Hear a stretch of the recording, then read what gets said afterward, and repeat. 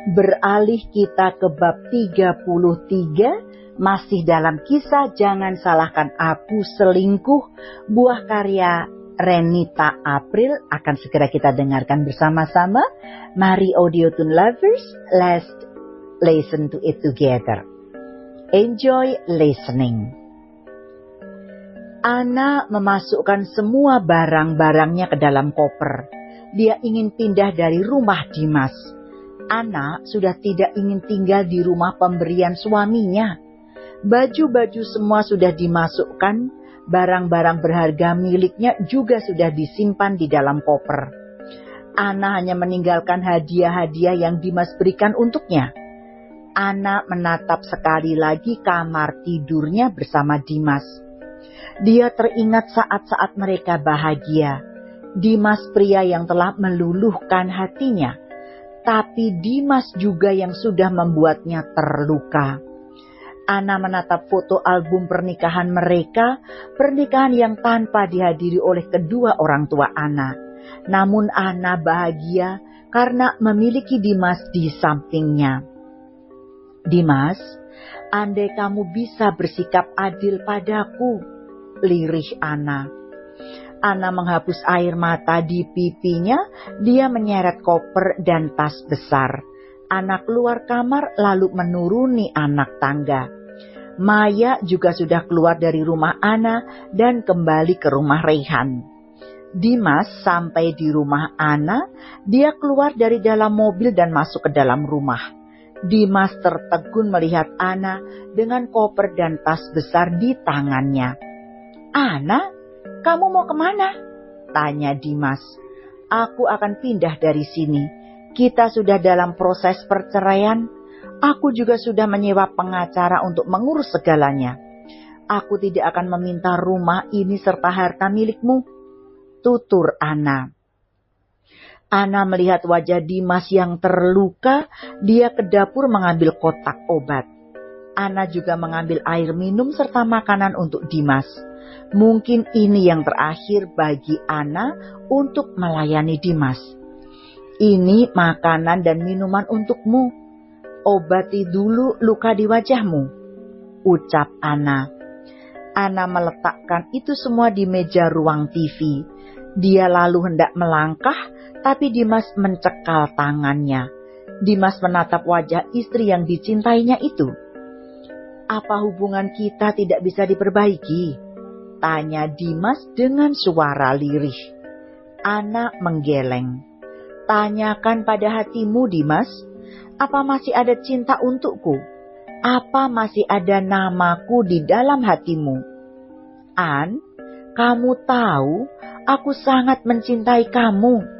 Hubungan kita bukan hanya sebentar. Kita saling mencintai," tutur Dimas. "Tidak, Dimas. Kamu sudah tidak mencintaiku. Kamu mencintai Lisa. Betapa panik dan menyesalnya kamu saat bermalam denganku," ucap Anna. Dimas menggenggam tangan Anna, tapi Anna melepaskannya. Anna merasa tidak sudi Dimas menggenggam jemarinya. Anna melihat suaminya saat menggenggam dan mengecup tangan Lisa. Dia menjadi jijik sendiri akan hal itu. Dimas berlutut dan memegang kaki Anna. "Kumohon, An, jangan akhiri hubungan kita. Aku akan menceraikan Lisa jika itu yang kamu mau."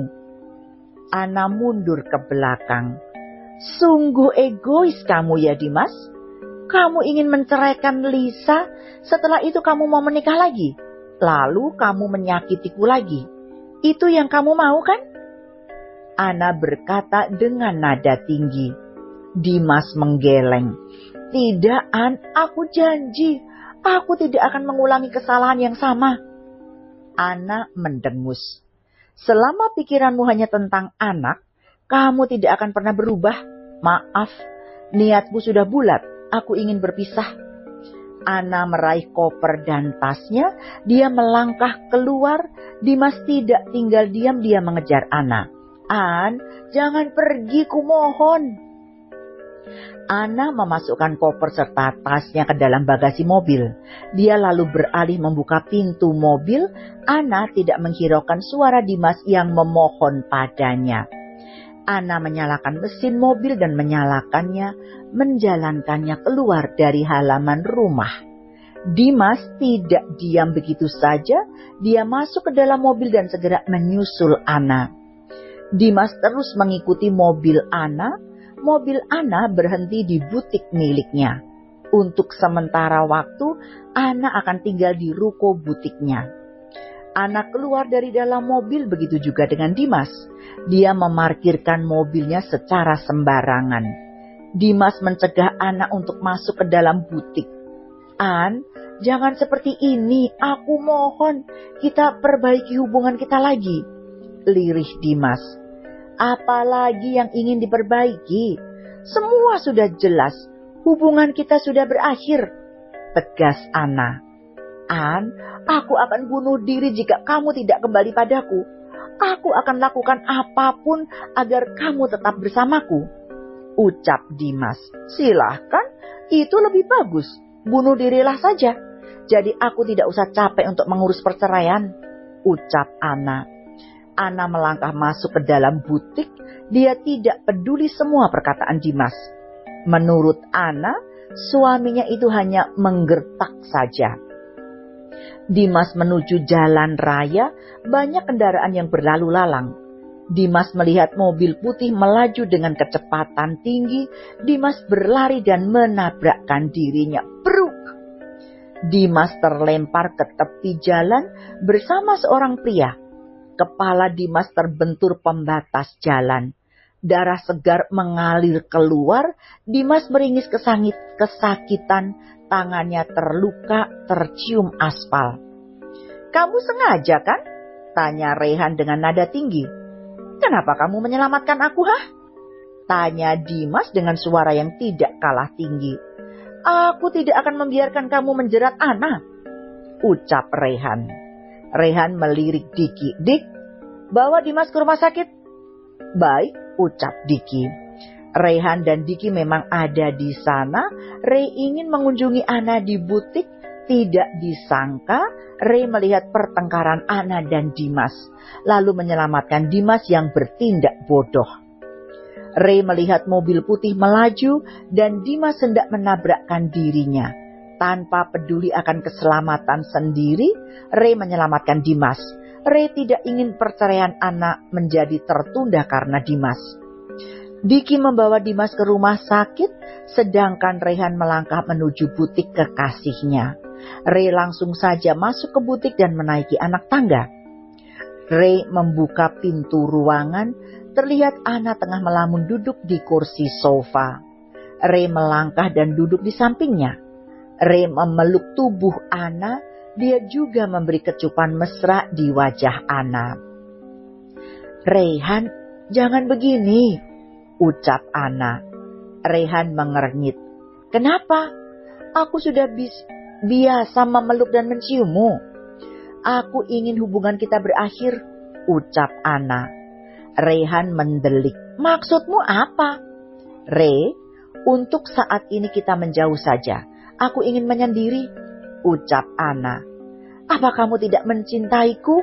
tanya Rehan. Ana menatap wajah Rey. "Rey, maafkan aku. Aku sudah melakukan kesalahan untuk saat ini.